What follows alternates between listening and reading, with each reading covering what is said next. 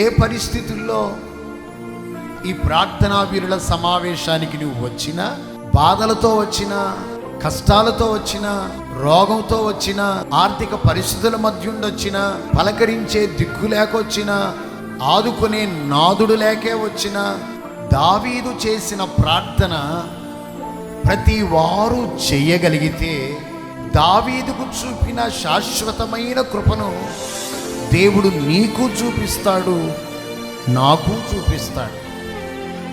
ఆయన మనల్ని త్రోసివేసే దేవుడు కాడు. ఆయన మనల్ని ఒంటరిగా విడిచిపెట్టేవాడు కాడు. మోషేకు తోడయుండినట్లు నేను నీకేమయున్నా తోడయున్నాను, నిన్ను అనాథులుగా విడవను, నిన్ను విడువను, ఎడబాయను అని ప్రభు చెప్పాడుగా.